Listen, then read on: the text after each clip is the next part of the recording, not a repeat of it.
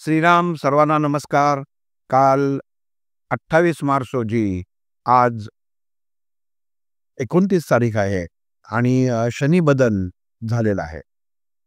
आणि हा बदल कोणकोणत्या राशींवर काय काय परिणाम करणार किंवा काय आहे किंवा आज जे सूर्यग्रहण आहे याचं महत्त्व काय आहे हे जरा थोडक्यात सांगतो. कारण काल व्हिडिओ जेव्हा मी पोस्ट केला तेव्हा असंख्य लोकांचं आलं की थोडंसं अजून विस्तृत करून जर सांगायचा प्रयत्न केलात तर आम्हाला थोडंसं मार्गदर्शन मिळू शकेल, म्हणून त्याचा हा केलेला एक प्रयत्न आहे की आपल्या लोकांपर्यंत चुकीच्या गोष्टी कशा पोचू नयेत आणि नक्की काय असतं हे आपल्याला थोडक्यात सांगायचा मी प्रयत्न करतो. आज सूर्यग्रहण आहे की जे वास्तविक आपल्याला दिसणार नाही. सकाळी 7:04 चालू होणारं सूर्यग्रहण दुपारी 12:30 संपणार आहे, जे भारतात दिसणार नाहीये. पण भौगोलिक स्थिती, काल जसं मी व्हिडिओमध्ये म्हटलं की खगोलशास्त्र आणि खगोलीय घटना, तर ही खगोलीय घटना ही खूप महत्त्वाची असते. त्याचबरोबर एकाच दिवशी आलेल्या दुसरी गोष्ट म्हणजे शनीचा बदल. म्हणजे मीन राशीतनं शनी आता मेष राशीत आलेला आहे. म्हणजे थोडक्यात आता मकर राशी मोकळी झालेली आहे. म्हणजे मकर राशीची 7.5 संपलेली आहे आणि कुंभ हे शेवटचं अडीचकं, मीन हे मधलं आणि मेष आता सुरुवातीचं अडीचकं हे सुरू झालेलं आहे. याचा आपल्या इतर राशींवर, प्रत्येक राशीवरती परिणाम हा होतच असतो, कुठलीही घटना असो. ह्या बरोबरच जे बऱ्याच जणांना प्रश्न होता की पनौती, छोटी मोठी पनौती, धैया असले शब्द जे असतात ना की ह्यांनी मनुष्य घाबरून जातो. पनौती म्हणजे काय? जर आपण पेपर आपली पत्रिका बघितली तर विषुप्तरी दशा हा एक भाग असतो त्याच्यामध्ये, की त्याच्यात प्रत्येक ग्रह आपल्या जो पत्रिकेत असतो त्याची कुठपासनं कुठपर्यंत आपल्या पत्रिकेतल्या ग्रहामध्ये कुठल्या घरात तो असणार आहे हे दिलेलं असतं. पण आपण शक्यतो आपल्याला कळत नाही म्हणून आपण ते वाचण्यात कधी इंटरेस्ट दाखवत नाही. तर आता असो, एनिवे, आता जी पनौती या शब्दाचा अर्थ काय? आपण 10 वेळे म्हणतो ना की जास्त काम, माझं काम चांगलं चालू आहे, अजिबात पनौती लावू नको. पनौती लावणं म्हणजे बाधा निर्माण करणं. आणि मग ती बाधा निर्माण करणं ही काय फक्त वाईट नसते, चांगली बाधा पण असते. मुळात बाधा हा शब्दच वाईट आहे. विष बाधा, हवेची बाधा, पैशाची बाधा कोण म्हणत नाही. मग तसं थोडक्यामध्ये काय आहे की तुमचे पेशन्स तपासले जातात. ही पनौती जेव्हा येते किंवा ही जेव्हा आपण जसं म्हणतो की नकारात्मकता सुद्धा ह्याला खरं सांगायचं तर म्हणता येणार की छोटीशी तुमच्या जीवनात उत्पन्न होणारे अडथळे. तर ह्या गोष्टी पहिल्या होत्या कर्क आणि वृश्चिक राशीला, की त्याची ही छोटी पनौती चालू होती. 7.5 वेगळी आणि पनौती वेगळी. 7.5 ही शनिग्रहांचं त्या त्या राशीमध्ये येणं आणि त्या प्रत्येक मनुष्याच्या देहाप्रमाणे आणि त्याच्या कर्माप्रमाणे, दशमस्थान कर्म याचं जे आपल्याला जो कारक असतो कामाचा, व्यावसायिक किंवा काय करू शकतो व्यक्ती, तर त्याच्याप्रमाणे तो तिथं निर्णय देत असतो. आणि कालच सांगितलं की जे चुकीचं काम करतात काळजी त्यांनाच असावी, जे योग्य काम करत असतात त्यांना काळजी नसावी. आणि याच्यात दुसरी गोष्ट की जो एखादी व्यक्ती जर काही देवाचं करतच नसेल, स्तोत्र नाही, मंत्र नाही, पठण नाही, नामस्मरण नाही, तरीही काही बिघडत नाही. फक्त त्याची कृती, वैचारिकता ही उत्तम हवी. आणि एखादी व्यक्ती स्तोत्र, मंत्र, दिवसातनं 4 वेळा मंदिरात जाणं, स्वार्थासाठी अन्नदान करणं, या सगळ्या गोष्टी करत असेल तर त्या काहीही उपयोग नाही. कारण हे स्वार्थासाठी केलेल्या भौतिक गोष्टी असतात आणि देव हा भावाचा भुकेला असतो. त्यामुळे तुमचं समर्पण भावनात्मक मनाने किती आहे ना, हे महत्वाचं आहे. आता इथं जी अगोदर कर्क आणि वृश्चिक राशीची छोटी पनौती होती, काही ना काहीतरी छोटे अडथळे किंवा गोष्टी चालू असतात. माझी स्वतःची कर्क रास आहे. पण छोट्या गोष्टी तुम्ही घरामध्ये दाणे करायला मिक्सरमध्ये हे टाकतं मिक्सरच्या भांड्यामध्ये आणि अतिशय घाई असते, की आता पटकन कूट करायचं आणि नेमकं लाईट जाणं. मग ते लाईट 2 तास न येणं आणि त्या दाण्यांपासून अडणं. म्हणजे एक तर तुम्हाला त्याचा त्या कुटाचा वापर करता यायला पाहिजे किंवा नाही. मग याच्यात थोडीशी चिड-चिड होणं. बरोबर एखादी मॅच रंगात आलेली असते आणि त्या मॅच करायच्या वेळी बरोबर ट्रान्समिशन जातं आणि मॅच कळत नाही. याचं होतं. महत्त्वाचा कॉल चालू असतो तेव्हा कॉल ड्रॉप होणं. हे मी का सांगतोय? तर ह्या सगळ्या छोट्या-छोट्या गोष्टी आहेत. अशा छोट्या-छोट्या जीवनामधल्या गोष्टी तुमच्या घडत राहतात. आणि दुसरी गोष्ट तुमची ज्याप्रमाणे वैचारिकता असते ना, तर त्याप्रमाणे त्या गोष्टी तुम्हाला फळं देत राहतात. एखाद्याचं चांगलं नाही करता आलं, करू नका. पण वाईट चिंतू नका. कोणाला चुकीचा सल्ला देऊ नका. आणि ह्या ज्या छोट्या गोष्टी आहेत, आपण जशी 1ली ते 10वी अभ्यास जरी केला तरी परीक्षा ही द्यायलाच लागते. मग 1ली चाचणी, 2री चाचणी, 6माही, मग 4थी चाचणी, मग वार्षिक परीक्षा. म्हणजे थोडक्यात काय आहे, याला आपण पनौती म्हणतो का? तर नाही. विद्यार्थ्यांच्या दृष्टीने ते संकटच असतं. अरे, अभ्यास आणि त्याचं टेन्शन आई-वडील घेत असतात. आता तर सध्या जास्त घेतात. आणि दुर्दैवाने असं पाहायला मिळालं, की आधी तर आमच्या वेळी काही नव्हतंच, पण आता आई-वडील लहान-लहान मुलांना सुद्धा अंगठा-गंडे घालायला लागले.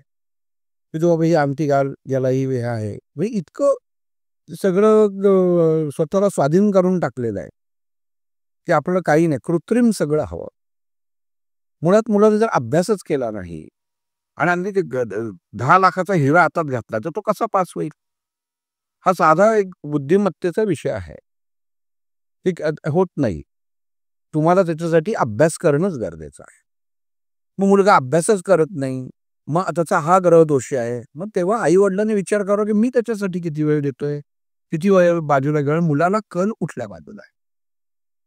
हल्ली का बघायला मिळतं? मी हे का सांगतोय ह्या गोष्टींमध्ये, की पुढची पिढी जेव्हा आपण जर घडत चालली आहे ना, तेव्हा मी काय ज्याच्यात पैसे कमवतो किंवा माझ्या दृष्टीने काय योग्य आहे ना, हे मुलांवर लादलं जातं. मुलाचा कल कशात आहे हे बघितलंच जात नाही. मग त्यामुळे निम्म्या गोष्टी चुकतात आणि मग त्याचा दोष आपण ग्रहांना दिला जातो. मग एखाद्या ह्याच्यात सापडला तावडीत, की मग झालं. मग सगळ्या गोष्टी तुमच्याकडनं त्यांनी अगदी वसूल करून घेतल्याच. असंच आहे. मुळात पहिल्यांदा गोष्ट म्हणजे काही जरी नाही झालं, तरी तुमचा पितृदोष हा म्हणजे माझ्या मते पितृ हा एक बदनाम झालेला शब्द आहे, की काही झालं तरी पितृदोष. मग मागच्या पिढीमध्ये तुम्ही कोणाला तरी छळलेलं आहे. मग तिथे हे सांगायला कशाला पाहिजे? जर मी काही जर मला आत्ता भोगायला लागतंय, मला त्रास होतोय, याचा अर्थ मी कुठेतरी ना कधीतरी माझ्यातनं चूक झाली आहे. हे आपण स्वीकारलं पाहिजे. ह्याच्यासाठी ज्योतिषी कशाला पाहिजे? मागच्या जन्मीत तो सांगतो का? की तुम्ही एखाद्याने सांगितलं, की मागच्या जन्मी तुम्ही 1,00,00,000 देणं होतात. ते द्या. शक्य आहे का तुम्हाला? मग नाही. मग तुम्ही असं करा, की अमुक 2 नारळ इथं हे करा आणि ते करा तुमचं देणं होईल. आता 1,00,00,000 आणि नारळ कशात काही संबंध आहे का? तुम्हाला सांगायचं बी कारण असं आहे, की बुद्धी वापरून आपल्या ग्रहांच्या बाबतीत आपण विचार करणं गरजेचं आहे. पितृदोष आहे आणि तुम्ही कॉम्प्युटराइज जर पत्रिका घेतलीत, तर तुम्हाला 1 का 2% पत्रिका अशा आहेत त्याचे कालसर्प दाखवत नाहीत. पण बाकीच्या ह्याला 100% दाखवतात. आणि कालसर्प आणला, की आपण एकतर त्या रील बघितलेलेच असतात. मोठमोठे नाग म्हणजे किती तोंडाचे आहेत की नाही ते सुद्धा माहीत नाही. त्याच्या पाठीमागे अजून कुठलीतरी माणसं आणि मग त्यांना सांगितलं जातं, की तुम्ही अमुक करा. मग तिकडं ह्या मंदिरात जाऊन तुम्ही तिथला तुमचा दोष काढा. तिथंच पूजा केली जाते. काय भानगड आहे? एवढा घाबरवून कशासाठी सोडायचं आणि आपण घाबरवून का घ्यायचं? मुळामध्ये आपण जर चूक केली असेल, जीवनामध्ये आपण वागताना चूक केली असेल, कोणाचे पैसे घेतले असतील, कोणाला फसवलं असेल, चोऱ्या-माऱ्या केल्या असतील, तरच तुम्ही घाबरा. नाहीतर तुम्हाला घाबरायची गरजच काय?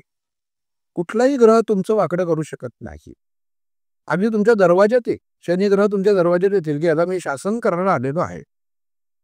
पण शासन करताना तो काय म्हणेल, "अरे, हा तर नाही, याचा बॅलन्स सगळा क्लिअर आहे, परत जाईल." इतकं सोपं गणित आहे. मग त्याच्यासाठी घाबरायचं का?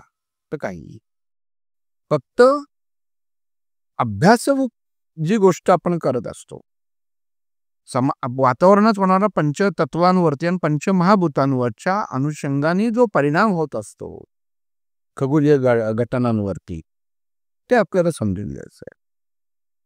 म्हणजे ग्रहांचा परिणाम पत्रिकेमध्ये आणि मनुष्य देहावर 100% होतो. इथं सगळ्यात मोठं पुरावा म्हणजे काय, तर चंद्रामुळे समुद्राला भरती होते. मग चंद्र कुठं आणि आपलं समुद्र कुठं असतो. पण मॅग्नेटिक फील्ड, चुंबकीय क्षेत्र, चुंबकीय आकर्षण हे इतकं पॉवरफुल असतं की तो अख्खा समुद्र खेचतो आणि आत पण ढकलतो, भरती आणि ओटी. म्हणूनच अशा प्रकारे ग्रहांचे जे ग्रह असतात ते आपल्या पत्रिकेमध्ये त्याप्रमाणेच काम करत असतात. पण ते आपण समजून घेतलं पाहिजे की कसं काय आहे, काय आहे. घाबरायचं नाहीये त्याच्यात काही. मग आता जी कर्क आणि वृश्चिक राशीला माणसं ज्यांना होतं, जी अज्ञातात होती, त्यांच्या लक्षात पण आलं नसेल की अरे हो का, मला होतं का, मग गेलं. इतकं सोपं गणित आहे. पण आता जी येणार आहे, मग ती सिंह आणि धनु राशीला ती पनौती चालू होणार आहे. म्हणजे यांच्या कामामध्ये अडथळे, तब्येतीमध्ये अडथळे. मग ते कशा प्रकारे असतात, फक्त गांभीर्य नसतं.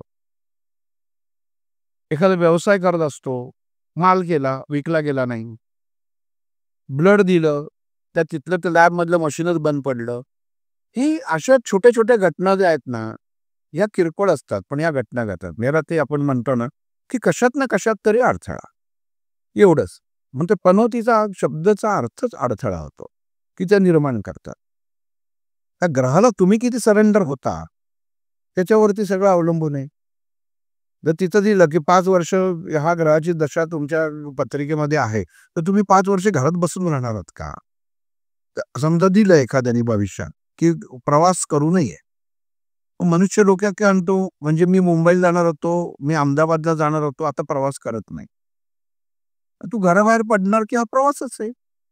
तू घरात वावरलास तरी प्रवास आहे. घरात सुद्धा पंखा तुटून डोक्यावर पडू शकतो. पण मुद्दा असा आहे, की त्या नकारात्मकतेला तुम्ही ओढूनच कशाला घेता? म्हणजे ओढायची गरजच नाहीये. आणि जिथं परमेश्वराची ही इतकी कृपाच आहे, की जिथं अडचण आहे तिथंच मार्ग त्यांनी सांगितलेला आहे. आणि का नाही सांगेल, की कुलदेवतेचं तुम्ही स्मरण करा. आता ज्या धनु आणि सिंह राशीमध्ये आहेत, आता आपण एक 3 राशींचं फक्त मी सांगतो आणि बाकीच्या राशींचं एक-एक किरकोळ सांगायचा प्रयत्न करतो. परत एकदा सांगतो, प्रत्येक ज्योतिष किंवा ज्योतिषी हा तो कुठल्या पद्धतीने विचार करतो पत्रिकेचा, त्या अनुषंगाने ज्योतिष ठरतं. त्या अनुषंगाने गणित ठरतात. कंपनशास्त्राच्या अनुषंगाने अंशात्मक ज्योतिष, नक्षत्राचं ज्योतिष, या अनुषंगाने मी शिकलेलो आहे, त्या अनुषंगानेच मी विचार करणार. आणि तेच अनुषंगाने तुम्हाला सांगतोय. मग अमुक यांनी हे सांगितलं आणि मी हे सांगितलं, तर मला त्याच्याशी घेणं नाही. मी काय शिकलोय ते मी आपल्यापर्यंत मोकळं करतोय. मग आता मीन राशीची 7.5 जी आहे, ही मध्य अवस्थेत आलेली आहे. आणि कुंभ राशीची शेवटच्या आलेली आहे. तर कुंभ राशीच्या माणसाने अगदी सोपा विचार करावा. पहिल्या 2.5 वर्षात आपल्याला फटका बसलाय का? फटका बसतच नाही.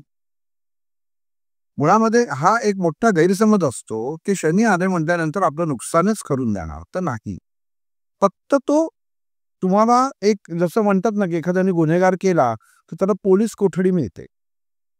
आणि ती कोठडी मिळाली, की तो पोलीस शोधून काढतो, की यांनी चोरी का केली, गुन्हा कसा केला, काय कसं केलं.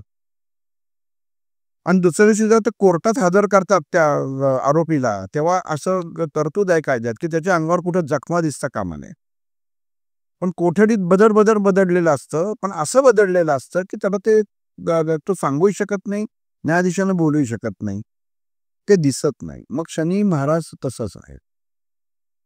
ते जे तुम्ही वागलेला आहात ना, त्याचा न्याय करायला आलेले आहेत.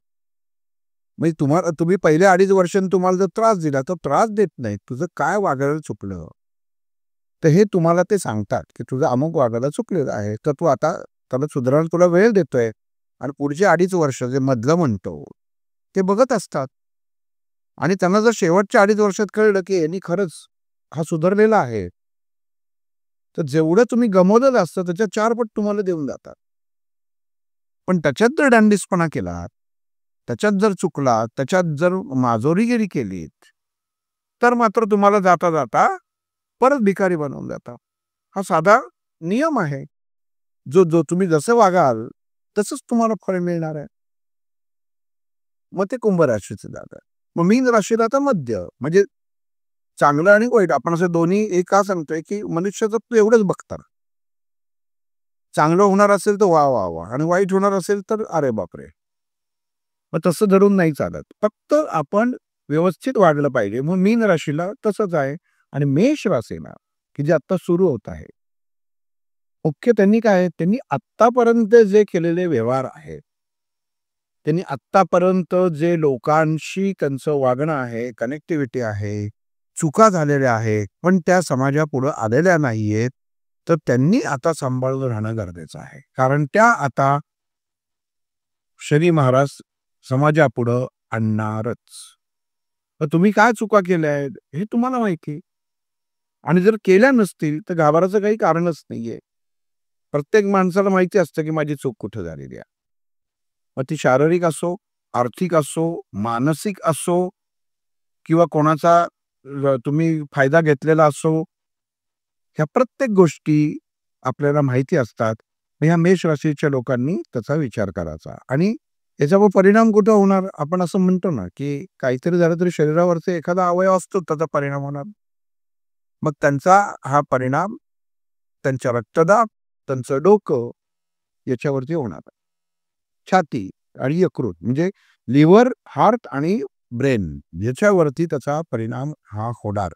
आणि जर शनी महाराज काय सांगतात, की चुकीचं वागलायत ना, प्रायश्चित्त घेऊन मोकळं व्हा. ज्या माणसाची चुकीचं वागलेलं आहात ना, त्यांच्याशी तुम्ही कबुली करून मोकळं व्हा आणि कोणाचं काही घेतलं असेल तर देऊन मोकळं व्हा. म्हणजे मला तुमच्याकडे बघायची काही घेणंच नाही. चोरीचा मुद्देमाल पकडला ना, फटके खाल्लेत. जसा चोरला त्याला परत केला, थोडीशी शिक्षा झाली, चोर सुटतो. पण तुम्ही नाहीच म्हटलात, तर मात्र मग तुम्हाला तुरुंगाची हवा खायला लागते आणि मार पण खायला लागतो. मग असंच आपल्या पत्रिकेमध्ये घडत असतं. मग जसं कर्कवृश्चिकाचा त्रास होता आणि आता तो सिंह आणि धनुला आहे. जर आपण व्यावसायिक असाल, नोकरी करत असाल तर सांभाळून करा, प्रामाणिकपणे करा. कुठं चुकलात तर फटका खाल्ल्याशिवाय राहणार नाही. मग थोडंसं आपण एक 2 ओळीत बघू. प्रत्येक राशीला मी माझ्या अनुषंगाने जसं गणित मांडलं, की त्यांनी याच्या आणि मुळात कसं असतं, अमावास्या 2 प्रकार येतात, ज्याला विशेष महत्त्व मानलं जातं. एक सोमवती अमावास्या आधी सोमवारी येते आणि एक शनी अमावास्या. ग्रहण अमावास्येलाच असतं. बरं होतं काय, की ज्यावेळी काहीच नसतं म्हणजे अमावास्येला गोष्टी बघा कशा काय-काय असतात, की तेव्हा चंद्र नसतो म्हणजे प्रकाश नसतो. हे बरेच जण पितरांचं काहीतरी श्राद्ध करतात किंवा अमुक काही गोष्टी करतात, अमावास्येला करतात. पण चांगल्याही गोष्टी होतात. आपण लक्ष्मीपूजन अमावास्येलाच करतो, दिवाळीतलं. मग त्यामुळे असं वाईटच धरून चालू शकत नाही किंवा चालता येत नाही. तो पहिला गैरसमज काढून टाका. पण आता शनीच्या आधिपत्याखाली आलेली ही शनी अवस आहे म्हणतात. शनीची अमावास्या म्हणतात त्याला. म्हणजे शनी महाराज आलेले आहेत आणि म्हणजे मुळातच ते म्हणतो ना आपण, की मी शासकीय अधिकारी आलेला आहे मोठा, कडक आणि त्यातून निर्बल. अमावास्या म्हणजे सर्व ग्रह निर्बल. या अवस्थेत आले. मग त्याचा काय परिणाम होऊ शकतो आणि किती दिवस राहू शकतो? तर साधारण कसं आहे, की 45 दिवसाचं गणित असतं, की 45 दिवसापर्यंत फटके खायला मिळतात किंवा होतात. काय होऊ शकतं याच्यामध्ये? आणि परत सांगायच्या अगोदर परत एकदा सांगतो, की आपलं आचरण उत्तम झालेलं असेल किंवा असेल, तर त्याला घाबरायची गरज नाही. ज्याचं आचरण उत्तम नसेल, त्यालाच फक्त घाबरायची गरज आहे, कारण चूक केलेली आहे त्यांनी. मग मेष राशीच्या लोकांनी व्यावहारिक जर कोणाला फसवाफसवी केली असेल, तर ते ताबडतोब सुधारणं पाहिजे. तुम्ही जर मद्यपान करत असाल, जर तुम्हाला व्यसन असेल, तर ते ताबडतोब तुम्ही थांबवा, अन्यथा तुमच्या शरीरावर त्याचा परिणाम होईल. आत्तापर्यंत तुम्ही मजा केली, आता नको. आता शासन बदललेलं आहे. आता शनी शासन आलेलं आहे. तर तुम्ही ती काळजी घेणं गरजेचं आहे. चोख व्यवहार ठेवा. वृषभ राशींच्या लोकांचं काय छान आहे. वृषभ राशींच्या लोकांना मुलांचा उत्कर्ष मुळात तेव्हा छान बघायला मिळेल. पण ह्याच्याबरोबरच पित्त हा प्रकार त्यांना होऊ शकतो. म्हणजे पित्ताचा त्रास होणं, मानसिक त्रास होणं, घरातल्या वडीलधारी माणसं जे असतात, साधारण 70 वर्षानंतरच्या माणसांचा मृत्यू होणं, हा योग त्यांच्या याच्यामध्ये असू शकतो किंवा आहे. आता हे गणित कसं मांडलं? तर ह्या प्रत्येक राशीला गुरु हा बृहस्पती आणि हे एकमेकांच्या विरुद्ध ठाकत आहे. त्याच्यामुळे त्या अनुषंगाने ते मी खगोलशास्त्रीय दृष्टी ते गणित मांडलं. कंपन काय सांगतात? म्हणजे एखाद्या पार्टीमध्ये गेलो तर एखादा सपोर्ट करणारा असतो. तर तसं जो सपोर्ट करणारा कोणी आहे का? पण सपोर्ट करणारा पण जेव्हा तुम्हाला तुमच्या पाठीशी नसतो तेव्हा तुम्ही एकटे राहता. मग तसं इथं थोडीशी परिस्थिती आहे. मग वृषभ रोशनच्या लोकांनी पैसे तर मिळेल पण चुकीच्या वागणुकी करू नका. जर फसवलं कोणाला, कोणाची तळतळाट घेतली असेल तर आता शारीरिक भोगाला निश्चितच तयार राहा. मिथुन राशीच्या व्यक्तींनी तुम्ही तुमची कामं होतील. तुम्ही जर कुठले शैक्षणिक असाल तर सगळे व्हाल, पण ते सुद्धा प्रामाणिकपणे करण्याचं आहे. खाण्याची पथ्य पाळणे गरजेचं आहे. स्वतःमध्ये शरीरामध्ये जर काही कमी जास्त व्हिटॅमिन व कॅल्शियम जर झालं असेल तर वेळीच डॉक्टरांकडनं उपचार करून घ्या किंवा त्याच्यात हायगाई करू नका. कारण एक सावली आली की त्या सावलीमध्ये बऱ्याच गोष्टी येतात. आणि दुसरी गोष्ट, ज्यांना शुगर आहे, ज्यांना ब्लड प्रेशर आहे, या लोकांनी विशेष काळजी घ्यावी. आपण बाहेर जाताना कंपल्सरी सांगून जा की मी बाहेर जाते, हा माझा मोबाईल नंबर. हे का सांगतोय? घाबरवत नाहीये.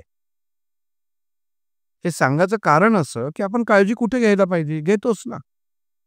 आपण हेल्मेट घातलं की आपल्या डोक्यावरून ट्रक गेल्यानंतर ते चांगल्या कंपनीचं आहे काय हे आपण विचार करणं चुकीचं आहे. पण तरी हेल्मेट घालतोच आपण. ॲक्सिडेंट होऊ नये म्हणून घालतो. LICची पॉलिसी उतरताना कुठल्या माणसाला वाटतं की आपली कव्हर व्हावी, पटकन आपला नवरा मारावा आणि नवऱ्याने ठेवलेले LICचे पैसे आपल्याला मिळावे? कोणालाच वाटत नाही. पण तरी आपण ते भरतोच.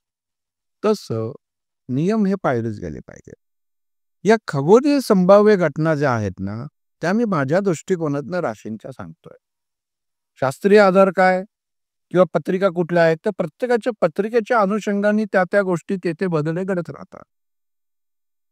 मग कर्क राशींच्या लोकांचं आत्ताच म्हटलं की पनौती संपली, पण असं नसतं. हे कोणाला माहित नसेल तर सांगतो. कर्क रास म्हणजे शनी महाराजांची एखादी असते ना, एखाद्याला आपल्याला त्रास द्यायला आवडतं. या व्यक्तीला त्रास देऊ, हा चिडतो. तसं शनी महाराजांची कर्क राशी खूप आवडती राशी त्रास द्यायला. पण मग आपण असं लगेच घाबरायचं नाही. आम्ही रामाच्या राशीचे आहोत. रामाची पण होती. नक्षत्र पण पुष्य होतं. मग काय? प्रभू रामचंद्राला तिथं वनवास भोगायला लागला. मग तिथं मी किती छान आनंदात आहे. माझ्या घरात सगळे आहेत. माझं सगळं व्यवस्थित होतंय. विचारधारा अशी पॉझिटिव्ह विचारधारा. सगळं व्यवस्थित होईल. खाण्याची पथ्य पाळा. खाण्याच्या पथ्यांमध्ये गरज आहे. व्यायाम असेल तर व्यायाम करा. सिंह राशीच्या लोकांनी कुठल्याही परिस्थितीमध्ये तब्येतीची हायगाई करू नका. थोडंसं काही झालं तर डॉक्टरांना दाखवा. घरी उपचार करत बसू नका. कामाच्या ठिकाणी हातामध्ये सत्ता असेल, तुम्ही कामामध्ये सुपरवायझर असाल, मॅनेजर असाल, मालक असाल, तर सांभाळून राहा. आत्तापर्यंत अडकला नाहीत, आता अडकायची शक्यता आहे. कारण एक म्हणजे हे वातावरणच तसं आहे की त्या वातावरणात हा इम्पॅक्ट किंवा ह्या गोष्टी घडू शकतात. मग जो करतच नाही त्याला परत मगाशी सांगितलं जसं की घाबरायची कारणच नाही. पण जर करत असाल तर आपल्याला शासन द्यायला आता अधिकारी आहे एवढं लक्षात ठेवावं आणि त्या अनुषंगाने आत्ता झालं गेलं गंगेला मिळालं आणि पुढे जावं. तब्येतीची हायगाई अजिबात करू नये. दुसऱ्यांना सल्ले द्यायला सिंह लोकांनी जाऊ नये, अंगलटी येते. ह्या गोष्टी सांभाळून हे पहा, घरामध्ये कोणी बुजुर्ग वृद्ध व्यक्ती असतील, आजी आजोबा आई वडील, तर त्यांची काळजी घ्या. त्यांच्या तब्येतीची काळजी बिघडला तर घरात उपचार करत बसू नका, ताबडतोब दवाखान्यात न्या. मग पुढं कन्या राशीच्या लोकांना त्याच्यात आतमध्ये स्वतःला कोंडून मारा ठेवू नका. जास्त विचार करू नका. छानपैकी फिरायला जा. स्वतःला एक शिस्त लावून घ्या. कारण जे पंचतत्वाचं वातावरण आहे कन्या राशीसाठी ते या पद्धतीचं आहे. संकट सगळ्यांवरतीच येतात, पण तुम्ही ती माझ्यावरती झाले असा विचार करायची गरजच नाही. त्यामुळं तुम्ही एकतर नियमात धरूनच चालत असता. फक्त चुकीच्या गोष्टी आपलं घडणार नाहीत एवढी काळजी घ्यावी. आणि एखादा जर भुकेला आला तर त्याला काहीतरी द्यावं. तूळ राशीच्या लोकांना हे तसंच आहे. काल सांगितलं की या 5 राशींमध्ये तूळ रास पण आहे. आणि ह्या तूळ राशीच्या मध्ये आपण आत्तापर्यंत केलेला डॅम्बेजपणा हा तुम्हाला भोगायलाच लागणार. आत्तापर्यंत वाचलात, आता वाचणार नाहीत. बरे तुम्ही पैसे भरून ठेवलेत घरात, कमवून ठेवलेत, ते रोगांमध्ये आजारांमध्ये जाते. मानसिक स्वास्थ्य बिघडेल. मुलगी चुकीच्या मार्गाने जातील. हे त्यांच्यासाठीच अप्लाय आहे जे स्वतः चुकीचं वागलेत. पण आपण जर चुकीचं वागलत नसाल तर काहीही काळजी करायचं कारण नाही. स्वतःची फक्त जर शुगर असेल तर शुगरचं आणि पॅनक्रियाज ह्या गोष्टींवरती लक्ष द्यावं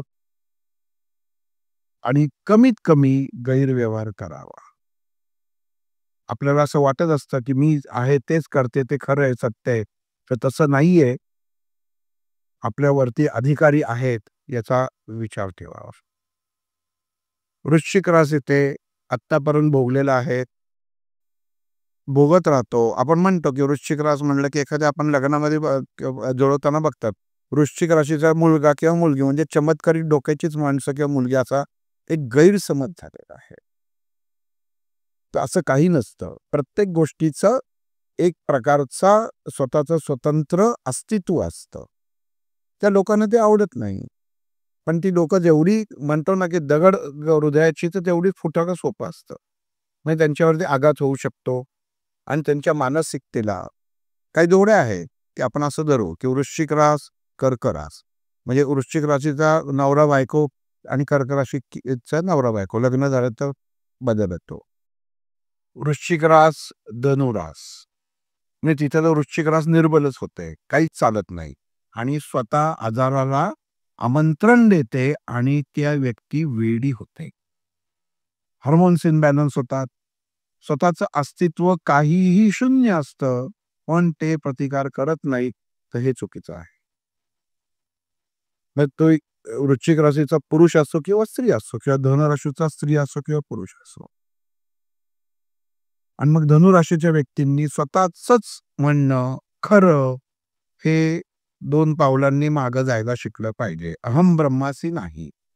जर झालं नाही तर स्वतःला डोकेदुखी, मायग्रेन, ब्लड प्रेशर, डायबिटीस आणि सगळ्यात महत्त्वाचं म्हणजे आपल्याच जीवनसाथीचा तळतळाट.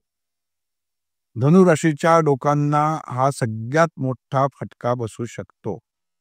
जर त्या व्यक्तीच्या त्या स्त्रीचा नवरा जर सुखी नसेल, दुःखी असेल, तर त्या स्त्री सुखी होऊ शकत नाही किंवा जो पुरुष त्याची जर बायको दुःखी असेल, तर तो पुरुष कधीही यशस्वी होऊ शकत नाही. म्हणजे थोडक्यात काय आहे, तुमचं आचरण कसं हे महत्वाचं. याला उपाय काय का? तुम्ही किती देवाचे उपाय करा? नाही. तुम्ही योग्य वागणं हाच तुमच्यासाठी उत्तम पर्याय आहे. दुसऱ्याचं ऐकायचं शिका. दुसरे जे काय म्हणतील त्याला मान द्यायला शिका. त्यामुळे याच्यामध्ये आहे. मकर राशींच्या लोकांचं तसंच आहे. मकर राशींच्या लोकांनी जनावरांवरती जास्त प्रेमाच्या पाठीमागं जाऊ नये. दुसरी गोष्ट, स्वतःच्या कमरेखालच्या भागाची काळजी घ्यावी. म्हणजे मुळात आपल्या कमरेखालचा भाग येतो म्हणजे गुप्तांग येतं, गुडघे येतात, पाय येतो. या सगळ्यांची काळजी घ्यावी, मानेची काळजी घ्यावी आणि ब्लड प्रेशरची काळजी घ्यावी. त्यांना ते त्रास व्हायची शक्यता आहे. पुढं त्याच्यात तुम्ही गेलात की तुम्हाला कुंभ रास येते. कुंभ राशीमध्ये काय, आत्ता आपण म्हणतो की शनी मुळातच आत्ता शासन चालूच आहे. तर त्यामुळे काही नाही. तुम्ही फक्त वागणं उत्तम ठेवा. लोकांशी खरं वागणं ठेवा. जर व्यवहारामध्ये जर चुकीच्या लोकांना जर फसवलात, तर तुम्ही जर ₹1 कोणाचा घेतलात, तर तुम्हाला ₹4 परत करावे लागतील, हे लिहून घ्या. आई-वडिलांना फसवू नका. आई-वडिलांना फसवलं तर त्यांची तळतळ लागेल. तो पैसा लाभणार नाही आणि त्याचा त्रास आपल्या अपत्यांना होईल. घरामध्ये म्हणजे बाप करतो आणि पोरं भोगतात, ही म्हण तिथं लागू होते. त्यामुळे कुंभ राशीच्या माणसांनी खोटं वागणं ताबडतोब बंद करा आणि सत्य वागणं जे काही आहे ते खरं बोला. अन्यथा खूप अडचणी निर्माण होऊ शकतात आणि व्यावहारिकतेमध्ये तर खूपच जपून राहणं गरजेचं आहे. पैसे थोडे बाजूला टाका, कारण जर ते टाकले नाहीत, तर तुम्हाला उपयोग होणार नाही. मग तुमचं आयुष्य निष्फळ आहे. पुढं आपण याच्यामध्ये गेलो, मीन राशीमध्ये गेलो. मीन राशीचं सुद्धा काही थोडंफार पसंत आहे. थोडं पाण्यात, थोडं वर. दिवस उत्तम आहे. जरी 7:30 मधलं असलं तरी ठीक आहे. फक्त घरामध्ये मोठ्यांची सेवा करा. समाजाशी मध्ये वागताना चांगलं वागा. बस एवढंच तुमच्यासाठी पुरेसं आहे. आता ह्याच्यामध्ये एक गोष्ट लक्षात घ्या. कुठेही कुठल्या राशीचा, मग ह्या राशीला काय उपाय करावा, काय करावा, तर ते सांगणार नाही. कारण आपण म्हणतो ना, का सांगणार नाहीये? की दारू पिणाऱ्या माणसाला जर कळलं की अमुक गोळी घेतली तर माझ्या लिव्हरवरती परिणाम होणार नाहीये, तर ती ती गोळी घेतो आणि दारू पितो. किंवा एखादी गोष्ट जर आपण प्रोटेक्टिव्ह केली, तर ती केली की मग आपण तो मनुष्य बिंदास होतो. तर नाही. इथं तुमचं आचरण बदलणं गरजेचं आहे. मानसिकता बदलणं गरजेचं आहे. व्यवहार बदलणं गरजेचं आहे. तो तुम्ही उत्तम ठेवा. म्हणजे तुम्हाला काही अडचणी ह्या येणारच नाहीये. थोड्याफार तर येणारच. पण अगदीच गळ्याशी येणार नाही. फक्त आचरण उत्तम ठेवा आणि खरंच एका कागदावर लिहून ठेवा, की मी कोणाला फसवलंय, काय केलंय, कोणाचे पैसे घेतलेत का?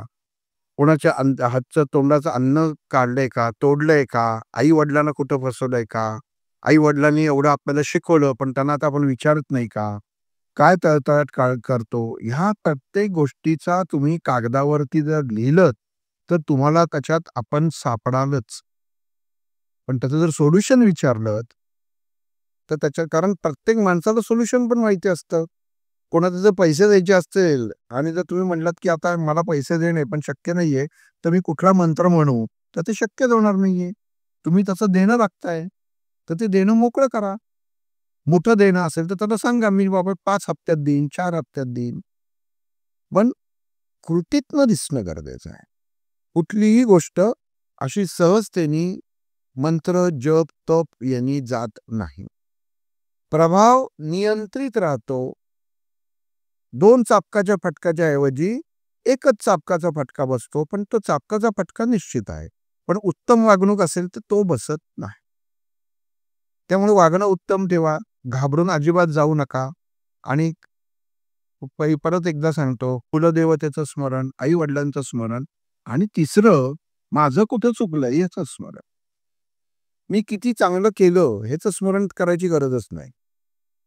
कारण जी व्यक्ती म्हणते, की मी 10 लोकांना खायला घातलं, 50 लोकांना खायला घातलं, मी अमुक मंदिरात जाऊन अन्नदान करतो, तर ते करत नाही. ते परमेश्वरांनी त्या माणसाची सोय आहे ना, केलेली असते आणि तुम्ही ते देणं असता, तर परमेश्वराने तुम्हाला ती संधी दिलेली असते, की ये, चल काहीतरी मी तुझ्याकडनं करून घेतोय, तेवढंच तुझं ओझं उतरवतो, हा परमेश्वर आपल्याला सहाय्य करतो. त्यामुळे तुम्ही काही करत नाही. आपण उत्तम वागावं आणि कुठं जर गणित चुकलं आपलं, एखादी पटका खाल्ला, तर पहिला विचार नशिबाला दोष देऊ नका. माझं कुठे चुकलं होतं ह्याचा दोष द्या.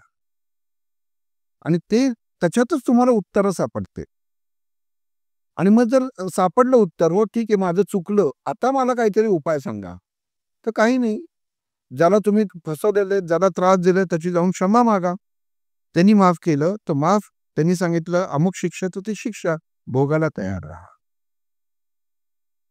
पण नारळ, तेल, काळ्या रुईची पानं, म्हणजे काळे उडीद, रुईची पानं हे करून त्याच्यात तुम्ही गोष्टी अडकवू नका. आणि मुळामध्ये ते का वाहतात त्याचा शास्त्रीय वैज्ञानिक अर्थ वेगळे असतात. घरात आंब्याचे ढाळे, कालच एक लेख ऐकायला मिळाला की तो ऑक्सिजन प्रसार करतो, म्हणजे वाढवतो. म्हणून आंब्याचे ढाळे पूजनामध्ये वगैरे गुरुजी वापरतात. म्हणजे ही काल कळलं. तसं आपल्या या सगळ्या शास्त्रीय गोष्टी ह्या आपल्या धर्मशास्त्रामध्ये परिस्थिती, भौगोलिक परिस्थिती बदलावी म्हणून सांगितलेलं आहे. तर त्यामुळे तुम्ही उगाच काहीतरी हे करू नका. असं परत एकदा सांगतो, शनी महाराज आहेत ते कुठल्याही प्रकारची त्यांना रिश्वत, पैसे खायला घालायला तेलाच्या स्वरूपात, नारळाच्या स्वरूपात, त्या रुईच्या पानांच्या स्वरूपात जाऊ नका. कारण ते केलंत आणि पण ते स्वार्थाने केलं तर काहीही उपयोग नाही. कारण ते बदणारी नाही. तुम्हाला ते तुमच्याकडं तुमचा हिशोब ऑडिटर आहेत ते. आता तुमच्या जीवनाचं ऑडिट करायला आत्ता आलेले आहेत. मग ऑडिटर कसा असतो? मागचं दाखवा, माझ्या फाईली काढा, त्या फाईली काढा. काढतो की नाही आपण? मग तसं काढायचं, स्वीकारायचं. माझ्याबरोबर आलेले संकट जे आलेले आहेत ना, हे मीच पेरलंय ना, त्याचंच आता भोगायला लागतंय. आणि ते भोगायचं. कारण तेव्हा तुम्ही त्याच चोरलेल्या पैशांवरती मजा केलेली असते. अर्थात ती मजा केलेली असते तेव्हा कोणतरी रडत असतं. आता तो त्याचं हसणार आहे आणि तुम्ही रडणार आहात. इतका निसर्गाचा इज इक्वल टू नियम आहे. तर त्यामुळं आता समजून जा. परत एकदा सांगतो, कर्क वृश्चिक राशींची पनौती संपलेली आहे. म्हणून लगेच उडवू नका. वागणं जर चुकीचं असेल किंवा व्यवस्थित असेल तर तसंच छान ठेवा. सिंह रास आणि धनुरास या माणसांनी आचरण व्यवस्थित ठेवणं, तब्येत सांभाळून राहणं आणि पैशाचे गैरव्यवहार, जागेचे गैरव्यवहार, भावंडांना, बहिणींना फसवणं जर केलं असाल तर करू नका. मोठ्या गोत्यात याल. एवढं हे करून सांगतो की ही कुठेही हे करू नको. छानपैकी आज शनी अमावस्येचं, शनी महाराजांचं सगळ्यांनी स्वागत करा. महाराज तुम्ही आलेला आहात, आम्हाला आनंद आहे. एक माझ्या आयुष्याला तुमच्यामुळे शिस्त लागणार आहे आणि तुम्ही जे नियम पाडून दिलेले आहेत ह्या नियमांमध्ये आजपासनं मी अजून चांगलं वागायचा, म्हणजे आधी चांगलं वागत होतोच, पण अजून चांगलं वागायचा प्रयत्न करीन, असा त्या शनी महाराजांचा शब्द द्या. आणि तो शब्द पाळा. म्हणजे तुम्हाला कळेल की हा कुठला भोग नाही, तर ही सुसह्य अवस्था आहे की आपल्याला जीवनामध्ये एक काहीतरी शिकवायला आलेली आहे. तर त्यामुळं सगळ्यांनी निर्धास्त राहा. नामस्मरण जे करतायत त्यांनी नामस्मरण करा. कुठल्याही प्रकारे प्रभू रामचंद्र तुमच्या मदतीला येणार नाहीत. जर तुम्ही पाप केली असतील तर एक खूणगाड बांधून ठेवा. कोणाचं वाईट करता करता नाम जप करत असाल तर ते फलद्रूप होणार नाही. हे मुद्दा पण मी सांगतोय की मी मुखामध्ये कायम राम असायचं आणि विचारांमध्ये जर रावण असेल तर त्याचा उपयोग नाही होत. म्हणून सांगतोय अखंड नामस्मरण लोकांना सांगायला जाऊ नका. 33 कोटी जप केले, 10 कोटी केले, काही गरज नाहीये. परमेश्वर तुम्हाला जेवढं करून घेतोय तेवढं तो करून घेतोच. त्याच्याबद्दल काही निश्चिंत राहावं. तर त्यामुळे सहजता असावी, साधनेत सहजता असावी, स्वाध्यायामध्ये सहजता असावी, तुम्ही करत असलेल्या क्रियेमध्ये सहजता असावी, तुम्ही करत असलेल्या पूजेमध्ये सहजता असावी. कुठेही निरपेक्ष भावनेनेच आपण सामोरं जावं. कुठेही अपेक्षा ठेवू नका.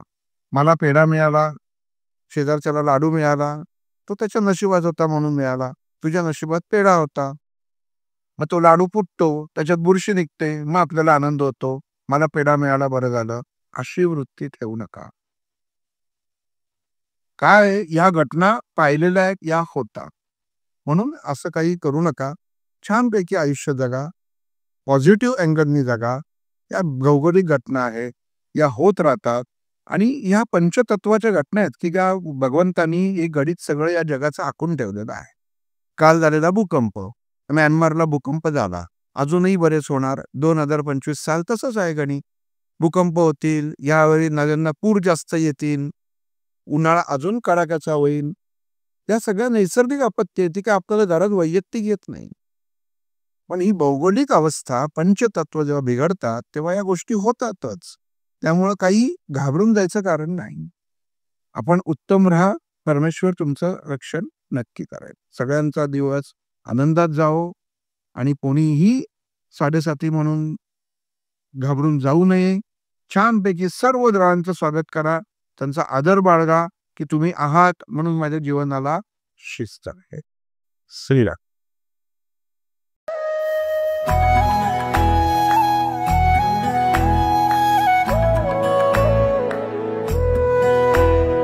अध्यात्मावर अशीच माहिती मिळवण्यासाठी देव माझा चॅनलला सबस्क्राईब करा